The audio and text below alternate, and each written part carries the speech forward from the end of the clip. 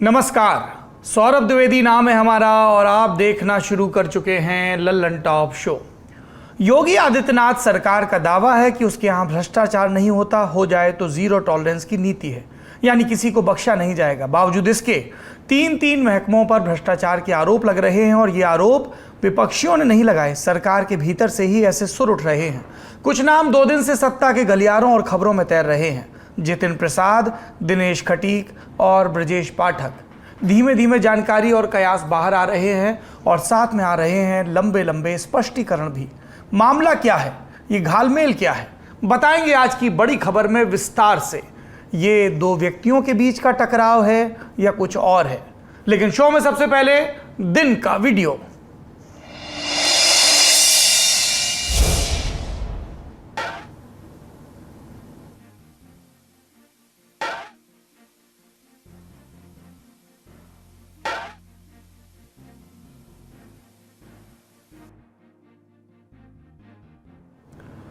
ये कांग्रेस के सांसद हैं, राज्यसभा में दूध और छाछ के पैकेट लहरा रहे हैं। पैकेज फूड पर, खासतौर पर दूध, दही, आटा, इन सब पर बढ़ी हुई जीएसटी दरों का विरोध कर रहे हैं। मॉनसून सत्र के तीसरे दिन भी दोनों सदनों में हंगामा होता रहा। विपक्ष ने दोनों सदनों में जीएसटी और महंगाई को लेकर सस्पेंशन ऑफ बिजनेस का नोटिस दिया और फिर हंगामा किया। सरकार ने कहा कि वो चर्चा को तैयार है, लेकिन विपक्ष बात करने को राजी तो हो। दिन भर सदन चालू होते रहे और कुछ देर में स्थगित भी। सांसदों ने जो समय चर्चा से बचाया उसका इस्तेमाल भी किया। विपक्ष के सांसदों ने संसद परिसर में विरोध प्रदर्शन किया और सत्ता पक्ष में भाजपा अध्यक्ष जेपी नड्डा ने आदिवासी सांसदों के साथ एक बैठक कर ली। दोनों सदनों में हुई कार्रवाई की बारीक जानकारी अगर आप चाहते हैं तो लल्लन टॉप का खास प्रोग्राम संसद में आज जरूर देखें। इसमें आपको दिन भर की कार्रवाई, सवाल जवाब और सबके बारे में पता चलेगा और यह भी पता चलेगा कि राज्यसभा के उपसभापति नाराज किस बात पर हो गए। ये दिन का वीडियो था। अब चलते हैं सुर्खियों की तरफ। पहली सुर्खी बनी है सर्वोच्च न्यायालय से। ऑल्ट न्यूज के सह संस्थापक मोहम्मद जुबैर को मिली अंतरिम जमानत की खबर आई। जुबैर को उत्तर प्रदेश में चल रहे 7 मामलों में राहत दे दी गई। उनके खिलाफ यूपी में 6 जगहों पर मामले चल रहे थे। कौन सी जगह हैं ये? गाजियाबाद, मुजफ्फरनगर, चंदौली, लखीमपुर, सीतापुर और हाथरस। हाथरस में 2 मामले थे, तो कुल मामले हो गए 7। इससे पहले 18 जुलाई को न्यायालय ने आदेश दिया था कि उत्तर प्रदेश सरकार इन मामलों में जुबैर के खिलाफ कोई आक्रामक कदम न उठाए। आज जस्टिस डीवाई चंद्रचूड़ और जस्टिस एएस बोपन्ना की खंडपीठ ने मामले को सुना। न्यायालय के समक्ष 2 याचिकाएं थीं। एक में जुबैर ने अपने खिलाफ चल रहे सभी मामलों को एक साथ दिल्ली में चलाने की मांग की थी और दूसरी याचिका में उन्होंने उत्तर प्रदेश में दर्ज की गई तमाम एफआईआर को रद्द करने की मांग की थी। साथ में अंतरिम जमानत की भी दरख्वास्त। पहले जुबैर की वकील वृंदा ग्रोवर ने दलील पेश की। कहा कि जुबैर के खिलाफ दर्ज सारी प्राथमिकियों में आरोप और धाराएं एक जैसी हैं, जबकि किसी भी ट्वीट में ऐसी भाषा का इस्तेमाल नहीं हुआ जिस पर आपराधिक मामला दर्ज किया जा सके। ग्रोवर ने कहा कि एक के बाद एक दर्ज की जा रही एफआईआर के जरिए एक फैक्ट चेकर को शांत करने का प्रयास किया जा रहा है। इसका प्रतिवाद करते हुए उत्तर प्रदेश शासन की एडिशनल एडवोकेट जनरल गरिमा प्रसाद ने कहा कि जुबैर पत्रकार नहीं है। उन्होंने ये कबूल किया है कि उन्होंने ट्वीट के बदले पैसा लिया। प्रसाद ने यह भी कहा कि पुलिस को हेट स्पीच की जानकारी देने के बजाय जुबैर ने वीडियोस का फायदा उठाने की कोशिश की। तब वृंदा ग्रोवर ने ध्यान दिलाया कि जुबैर ने अपने ट्वीट्स में पुलिस को भी टैग किया है। दोनों पक्षों की दलीलों को सुनकर न्यायालय ने फैसला दिया कि जुबैर को उत्तर प्रदेश के सभी मामलों में अंतरिम जमानत दी जाती है, क्योंकि उन्हें कस्टडी में रखने की जरूरत अब नहीं लगती। सभी मामलों में दर्ज एफआईआर को क्लब किया जाता है और इनकी जांच दिल्ली पुलिस को दी जाती है। इसी के साथ यूपी पुलिस द्वारा जुबैर के खिलाफ दर्ज एफआईआर की जांच के लिए बनाई गई एसआईटी को भी भंग किया जाता है। जुबैर अगर बेल बॉन्ड जमा कर दें तो उन्हें 20 जुलाई की शाम 6 बजे से पहले रिहा किया जाए। आदेश आने पर उत्तर प्रदेश की वकील की तरफ से कहा गया कि जुबैर के ट्वीट करने पर रोक लगाई जाए। इस पर जस्टिस चंद्रचूड़ ने कहा कि यह तो ऐसी बात हो गई कि आप किसी वकील से वकालत ना करने को कहें। हम किसी पत्रकार से यह कैसे कह सकते हैं कि वो लिखें या बोले नहीं। अगर कोई ट्वीट कानून के खिलाफ जाएगा तो जुबैर उत्तरदायी होंगे। न्यायालय ऐसा आदेश कैसे दे सकता है कि अमुक व्यक्ति बोले ही नहीं। गिरफ्तारी और बेल की बात चली ही है तो आपको 2 अपडेट और दे दें। फिल्म मेकर अविनाश दास को अहमदाबाद मेट्रोपॉलिटन कोर्ट ने 1 दिन की पुलिस हिरासत में भेज दिया है। अविनाश पर राष्ट्रीय प्रतीकों के अपमान और गृह मंत्री की तस्वीर को गलत संदर्भ में पोस्ट करने का आरोप है। अविनाश दास नरेंद्र मोदी सरकार के खिलाफ लगातार सोशल मीडिया पर मुखर रहे हैं। एक और मामला है, यहां पर बीजेपी से जुड़ा मामला है, दूसरी तरफ वाम से जुड़ा मामला है। यह मामला है केरल का। केरल में यूथ कांग्रेस के उपाध्यक्ष के.एस. सबरिंधन को 19 जुलाई को हत्या के प्रयास के आरोप में गिरफ्तार किया गया। इन पर आरोप है कि इन्होंने एक फ्लाइट में चढ़कर केरल के मुख्यमंत्री और लेफ्ट फ्रंट के नेता पिनरई विजयन के खिलाफ प्रदर्शन किया। तो प्रदर्शन की सजा ये कि 307 में मुकदमा कायम। अब अगली सुर्खी की तरफ बढ़ते हैं। सुप्रीम कोर्ट से आई है। शिवसेना के दो धड़ों का झगड़ा सुप्रीम कोर्ट पहुंचा हुआ था। उद्धव ठाकरे धड़े की याचिका में महाराष्ट्र विधानसभा के जो स्पीकर हैं उनके उस निर्णय को चुनौती दी गई थी जिसमें उन्होंने शिंदे धड़े से नामांकित सदस्य को सदन में शिवसेना का मुख्य सचेतक यानी चीफ व्हिप बना दिया था। इसी के साथ ठाकरे धड़े में जो बचे विधायकों के खिलाफ शुरू की गई निलंबन की कार्रवाई है उसको भी चुनौती दी गई थी। इसी तरह शिंदे धड़े ने भी अपना पक्ष रखते हुए याचिकाएं लगाई थी। दोनों पक्षों ने कुल मिलाकर 6 याचिकाएं लगाई थी जिनका संबंध मुख्यतः 4 बिंदुओं से है। क्या है 4 बिंदु? सदस्यों का निलंबन, स्पीकर का चुनाव, मुख्य सचेतक को लेकर स्पीकर की स्वीकृति और शिंदे फडणवीस सरकार को मिला विश्वास मत। ये 4 बिंदु। 11 जुलाई को सुप्रीम कोर्ट ने ठाकरे धड़े को राहत देते हुए महाराष्ट्र विधानसभा के स्पीकर राहुल नार्वेकर को आदेश दिया था कि वो ठाकरे धड़े के विधायकों पर कार्रवाई को आगे ना बढ़ाएं। आज सुनवाई करने वाली बेंच में भारत के मुख्य न्यायाधीश जस्टिस एन.वी. रमन्ना, इसके अलावा जस्टिस कृष्ण मुरारी और जस्टिस हेमा कोहली शामिल थे। उद्धव धड़े की तरफ से पैरवी करते हुए कपिल सिब्बल और अभिषेक मनु सिंघवी ने कहा कि शिंदे धड़े ने चीफ व्हिप का आदेश नहीं माना। चूंकि शिंदे धड़े ने अपना विलय किसी और पार्टी में नहीं किया था तो उन्हें दल बदल कानून के तहत छूट नहीं मिल सकती है। इसका काउंटर करते हुए शिंदे धड़े की तरफ से पेश हुए हरीश साल्वे ने कहा कि दल बदल कानून किसी दल के भीतरी लोकतंत्र पर लगाम नहीं लगा सकता। लक्ष्मण रेखा पार किए बिना अपनी आवाज उठाना दल बदल नहीं कहा जा सकता। दोनों पक्षों की दलीलें सुनने के बाद मुख्य न्यायाधीश ने कहा कि इस मामले में कुछ संवैधानिक प्रश्न पैदा हुए हैं। इन पर विचार करने के लिए एक बड़ी बेंच की आवश्यकता पड़ सकती है। पर न्यायालय ने साफ किया कि बड़ी बेंच बनाने का आदेश पारित नहीं किया गया है। पहले 27 जुलाई तक दोनों पक्षों को अपने प्रमुख मुद्दों को स्थापित करने का मौका दिया जाएगा। इसके बाद 1 अगस्त को सुनवाई होगी। तब तक न्यायालय का 11 जुलाई वाला आदेश प्रभावी रहेगा। हम दर्शकों को बता दें, जुबैर की जमानत याचिका और ठाकरे विरुद्ध शिंदे का जो सेना मामला है, इस पर अदालती कार्रवाई की बारीक जानकारी हमको कानूनी मामलों पर रिपोर्टिंग करने वाली वेबसाइट लाइव लॉ से मिली है। वैसे एक तरफ महाराष्ट्र विधानसभा का मुद्दा सर्वोच्च न्यायालय में सुना जाना था, दूसरी तरफ लोकसभा में बात एक कदम आगे बढ़ गई। 19 जुलाई को देर रात खबर आई कि लोकसभा के स्पीकर ओम बिरला ने शिवसेना संसदीय दल के नेता के तौर पर राहुल शेवाले को मान्यता दी। भावना गवली मुख्य सचेतक बनी रहेंगी। खबर यह है कि राहुल शेवाले शिंदे धड़े से आते हैं। वैसे भी शिवसेना के सांसद पहले ही संकेत दे चुके हैं कि वो किस तरफ हैं। तभी तो राष्ट्रपति चुनाव से पहले उन्हें वायु श्रेणी की सुरक्षा दी गई।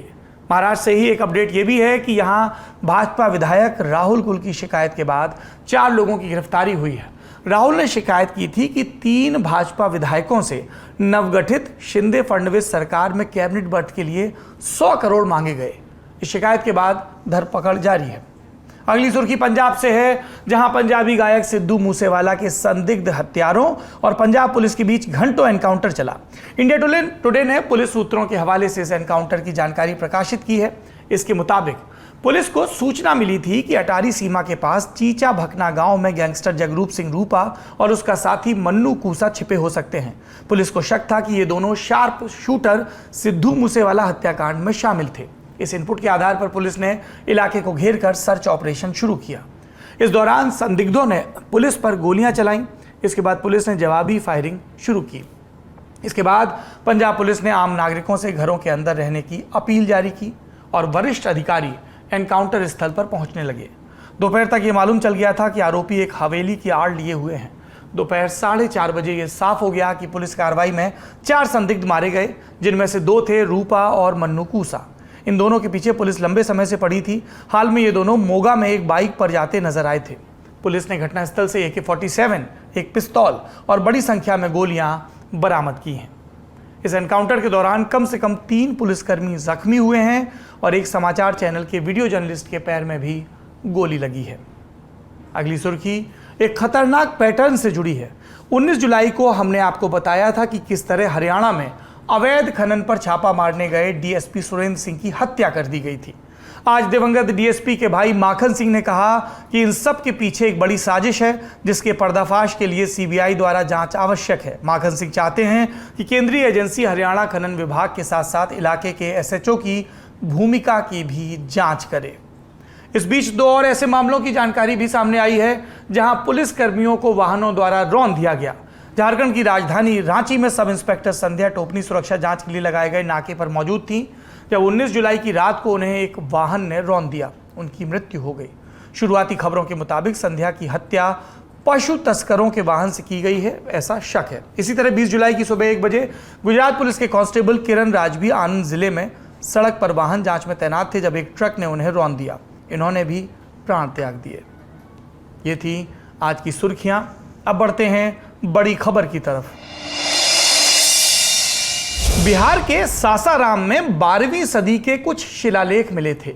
ताराचंडी धाम में मिले शिलालेखों पर शोध हुआ तो पता चला कि वो बरस 1169 के हैं। शिलालेख संस्कृत में हैं और लिपि प्रारंभिक नागरी।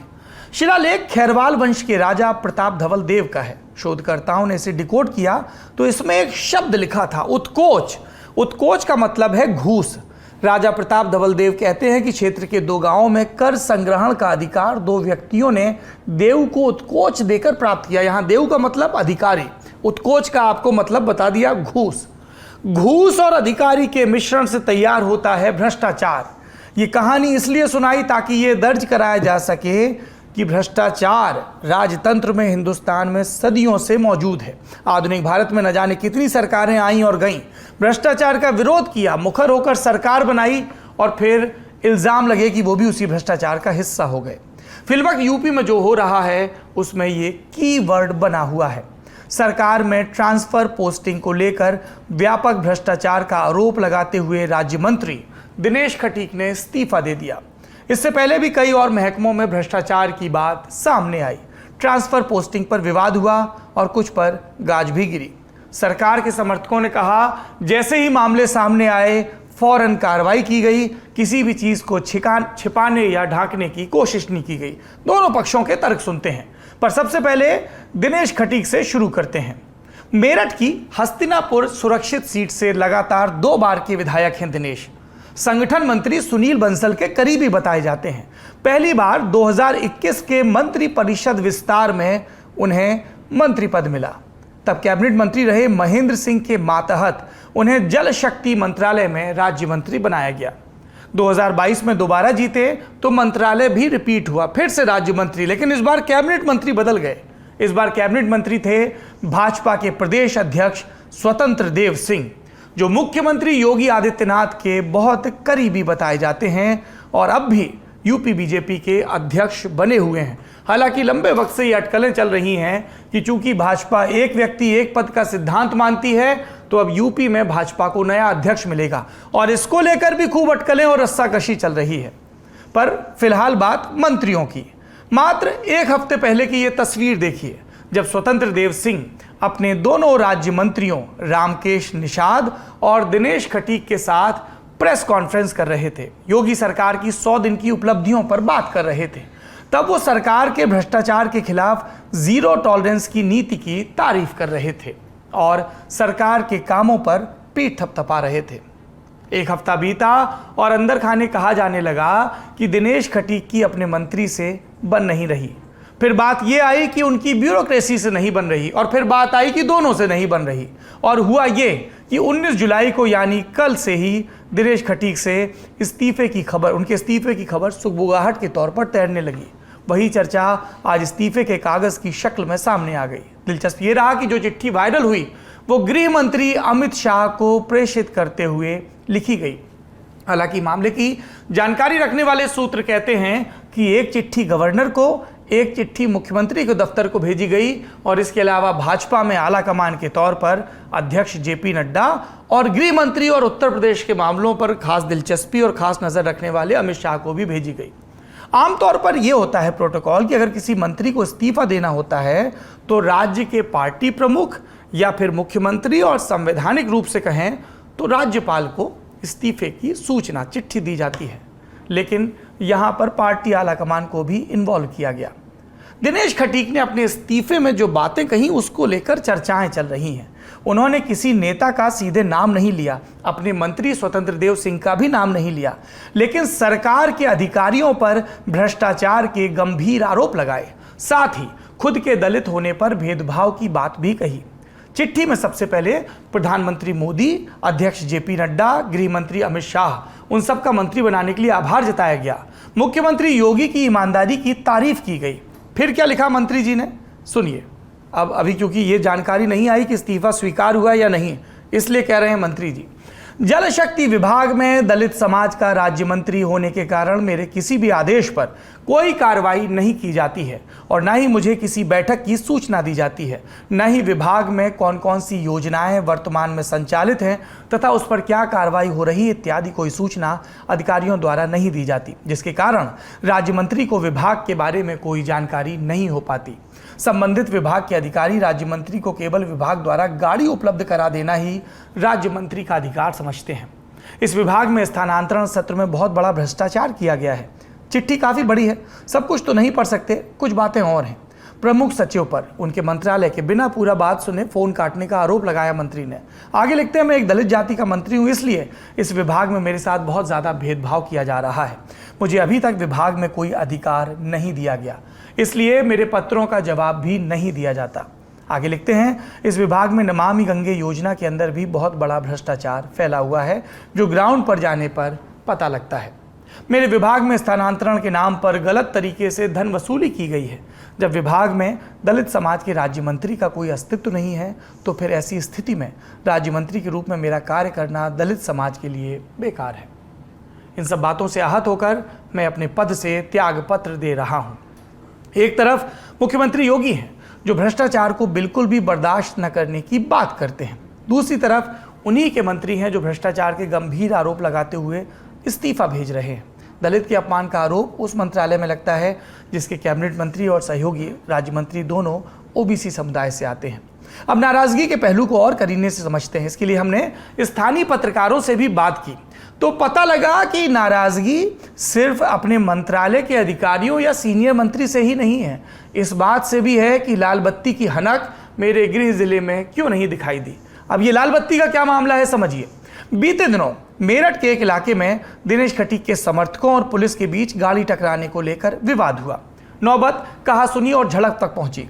नाराज मंत्री ने पुलिस के खिलाफ थाने में एफआईआर दर्ज करानी चाहिए। पुलिस ने पहले कार्रवाई करने से इनकार किया, बाद में दबाव बढ़ा तो एफआईआर दर्ज हुई, लेकिन दोनों पक्षों से, एक मंत्री के समर्थकों की तरफ से और दूसरी क्रॉस एफआईआर पुलिस की तरफ से। मंत्री दिनेश खटीक वहीं से नाराज हो गए। जिले के कप्तान प्रभाकर चौधरी उनके निशाने पर आ गए। प्रभाकर चौधरी के पिछले ट्रैक रिकॉर्ड का हवाला देते हुए सूत्रों ने कहा कि चूंकि उनकी छवि स्वच्छ है और उन्होंने गुंडई को रोकने में प्रभावी भूमिका निभाई है अपनी सभी तैनातियों में, इसलिए मुख्यमंत्री उनके खिलाफ कोई कार्रवाई नहीं करेंगे। मामला बढ़ता गया, फिर तबादलों की एक सूची आई और प्रभाकर चौधरी को मेरठ से हटाया गया, लेकिन और एक महत्वपूर्ण जिले आगरा की कमान सौंप दी गई। फिर बात आई कि दिनेश खटीक और उनके समर्थक स्थानीय प्रशासन में जो तवज्जो चाहते थे वो नहीं मिल रही थी और इससे नाराज थे। मुख्यमंत्री से जुड़े सूत्रों ने कहा कि उनका स्पष्ट संदेश है, यदि कोई अधिकारी नियम विरुद्ध काम करे तो बताइए, ट्रांसफर पोस्टिंग में अपनी प्रतिष्ठा न लगाइए। विधायकों को भी कहा, मंत्रियों को भी। एक बात और, जिस मंगलवार के दिन ये पूरा इस्तीफा प्रकरण हुआ उस दिन कैबिनेट की मीटिंग थी, अभी इस मीटिंग पर दोबारा आएंगे। उस मीटिंग में भी ये कहा गया कैबिनेट मंत्रियों को कि अपने राज्य मंत्रियों को पर्याप्त काम, विभाग और सम्मान दिए जाए। इसका मतलब है कि मुख्यमंत्री के पास भी लगातार ये फीडबैक पहुंच रहा था कि राज्य मंत्री इस चीज से खुश नहीं है। बहरहाल दिनेश खटीक आरोप लगाते थे कि उनके अधिकारी सुनते नहीं। चर्चा यह है कि दिनेश गृह मंत्री शाह से मिलने दिल्ली आ सकते हैं, लेकिन फिर उनकी मौजूदगी मेरठ में मिली। घर के बाहर पत्रकारों ने घेर लिया। क्या जवाब मिला, सुनिए। कोई विषय नहीं है। इस्तीफा दिया है नहीं भाई? इस्तीफा दिया क्या भाई? कोई विषय नहीं। कोई विषय नहीं, सिर्फ इसी वाक्य को दोहराते रहे। अगर कोई विषय नहीं है तो मंत्रिपरिषद से इस्तीफा क्यों? यदि कोई विषय नहीं है तो 1.5 पन्ने की चिट्ठी क्यों? मंत्री जी इस्तीफे पर कुछ नहीं बोले, बड़ी तेजी से गाड़ी के गेट को बंद किया। भला हो कि रिपोर्टर ने समय से हाथ हटा लिया, वरना दब जाता। कुल मिलाकर पूरे विवाद से कन्नी काट कर चले गए। लोगों ने कहा इस्तीफे से ज्यादा आला कमान के सामने अपनी शिकायत दर्ज कराने का मकसद था। बुलेटिन रिकॉर्ड किए जाने तक इस्तीफा, जैसा हमने आपको बताया, स्वीकार होने की खबर नहीं आई है। इस बात पर महकमे के जो कैबिनेट मंत्री हैं और भाजपा के प्रदेश अध्यक्ष स्वतंत्र देव सिंह, उनसे भी सवाल हुआ। सुनिए। सर, दिनेश खटीक नाराज या कहीं की इस्तीफे तक की बात कह दी है? आप पूछ लीजिए, हमें तो नहीं लगता, हम लोग तो कार्यकर्ता स्वतंत्र देव सिंह ने कह दिया उन्हें इस विषय की जानकारी नहीं है। यह भी अचरज की बात है। पूरे प्रदेश की जानकारी रखने वाले, मंत्रालय की जानकारी रखने वाले मंत्री जी कह रहे हैं कि सोशल मीडिया पर, मीडिया में जिस चीज़ का हल्ला कटा है, जिस चीज़ पर मंत्री कोई विषय नहीं कहकर आगे बढ़ रहे हैं, उसकी उन्हें जानकारी नहीं है। लोगों ने ये कहा कि वो कोई बयान देकर इस विवाद को शायद आगे नहीं बढ़ाना चाहते। अभी भी भाजपा में एक खेमे को ये लगता है कि आपस में मिल बैठकर मामला सुलझ जाएगा, पर जनता इंतजार कर रही थी इल्जामों पर जवाब का। योगी सरकार के बनने के मात्र 4 महीने के भीतर भारी हलचल है। लखनऊ से लगातार खबरें आ रही हैं। विपक्ष को सरकार पर हमले करने के पर्याप्त मसौदे मिल रहे हैं। पूर्व सीएम अखिलेश यादव एक नहीं 2-2 ट्वीट कर लिखते हैं कि जहां मंत्री होने का सम्मान तो नहीं, परंतु दलित होने का अपमान मिले। ऐसी भेदभावपूर्ण भाजपा सरकार से त्यागपत्र देना ही अपने समाज का मान रखने के लिए यथोचित उपाय है। कभी कभी बुलडोजर उल्टा भी चलता है। दूसरे ट्वीट में उन्होंने लिखा कि उत्तर प्रदेश भाजपा सरकार में भ्रष्टाचार और कुशासन की क्रोनोलॉजी समझिए। पहले लोक निर्माण विभाग के मंत्रालय में विद्रोह, फिर स्वास्थ्य मंत्रालय में विद्रोह और अब जल शक्ति मंत्रालय में विद्रोह। जनता पूछ रही है, यूपी की भाजपा सरकार ईमानदारी से बताए अब अगली बारी किसकी है? बीएसपी सुप्रीमो मायावती का भी ट्वीट आया। उन्होंने लिखा, उत्तर प्रदेश भाजपा मंत्रिमंडल के भीतर भी दलित मंत्री की उपेक्षा अति निंदनीय व दुर्भाग्यपूर्ण है।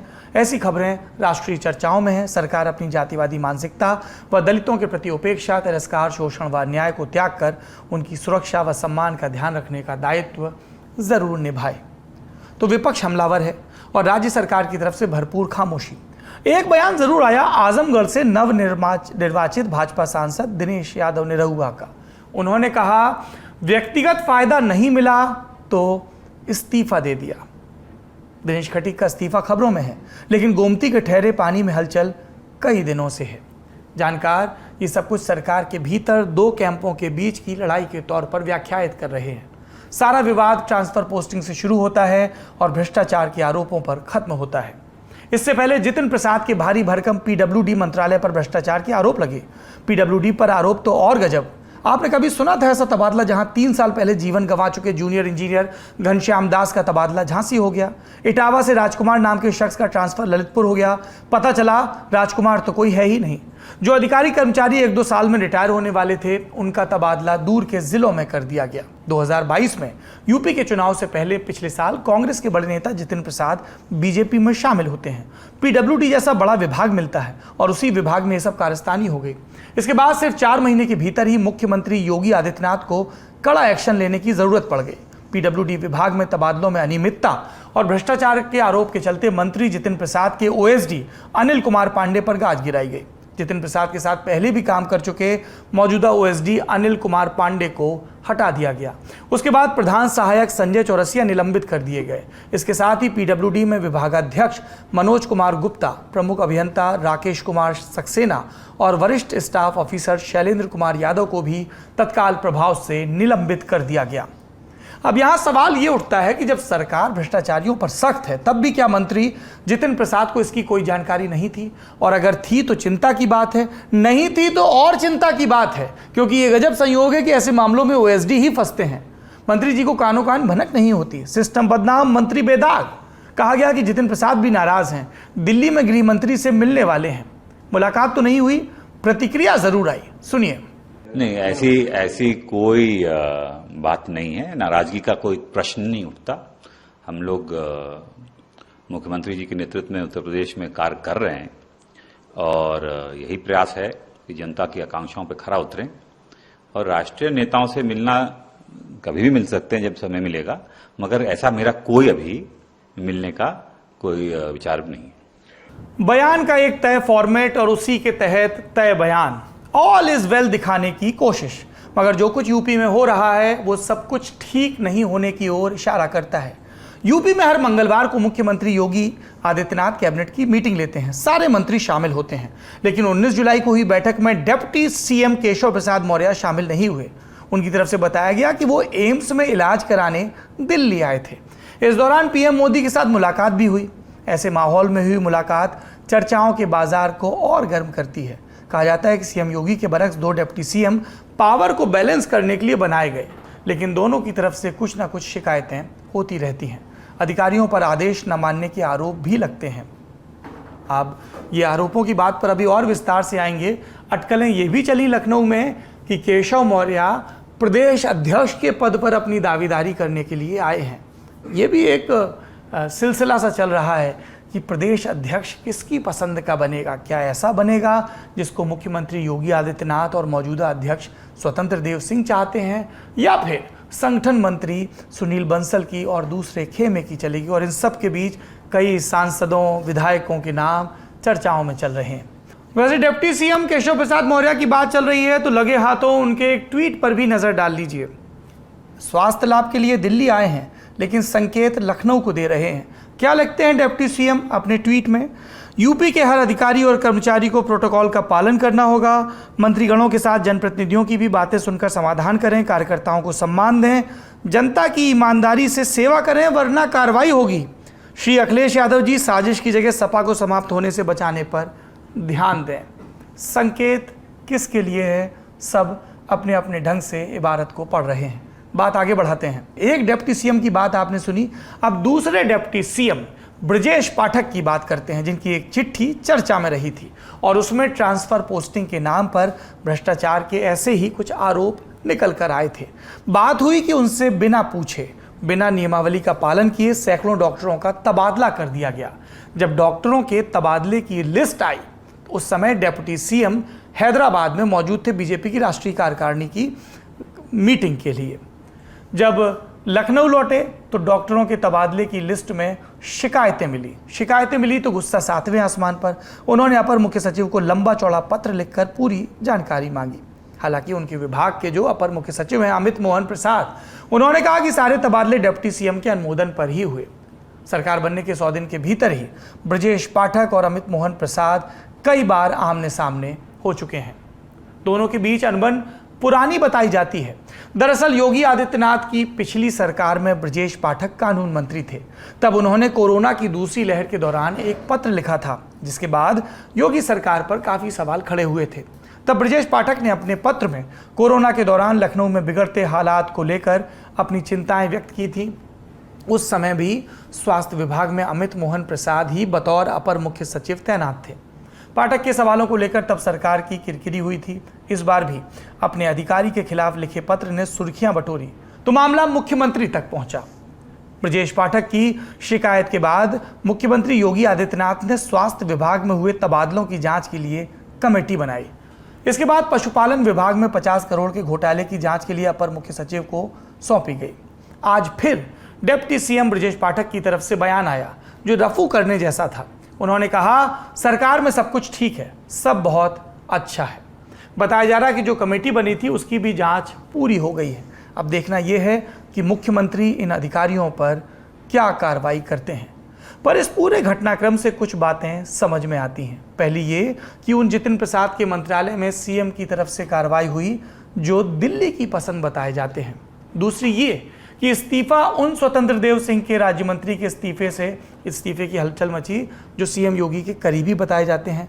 तो कई लोग सवाल पूछ रहे हैं कि जैसे सीएम योगी ने जितिन प्रसाद के पीडब्ल्यूडी मंत्रालय में हुई गड़बड़ियों के खिलाफ 4 आईएएस अधिकारियों की जांच कमेटी बिठाई, क्या वैसे ही राज्य मंत्री की शिकायत पर स्वतंत्र देव सिंह के मंत्रालय के खिलाफ भी जांच बिठाई जाएगी, अधिकारियों की जांच होगी।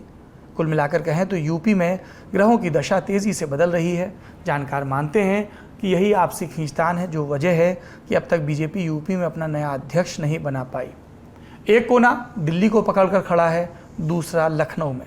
ताकत में कम कोई नहीं है, पर सब कह रहे हैं कि ये जनादेश मुख्यमंत्री योगी आदित्यनाथ के नाम पर भी है और प्रधानमंत्री नरेंद्र मोदी के नाम पर, बीजेपी संगठन के नाम पर तो है ही, और नज़र दूरगामी लक्ष्यों पर है। इसीलिए लगातार कम्युनिकेशन का गैप साफ नज़र आ रहा है। वरना ऐसा क्यों है कि मंत्री को अपने ही अधिकारी के खिलाफ चिट्ठी लिखनी पड़े, वो चिट्ठियाँ सार्वजनिक हों, क्योंकि भारतीय जनता पार्टी इस बात पर अतिरिक्त जोर देती है कि उनके मतभेद बंद कमरों में बैठकों के जरिए सुलझा लिए जाएं और बाहर एका नज़र आए, जो फिलहाल कतई नज़र नहीं आ रही। आज के लल्लन टॉप शो में इतना ही। अपना और अपनों का ख्याल रखिए। शुक्रिया। शुभ रात्रि।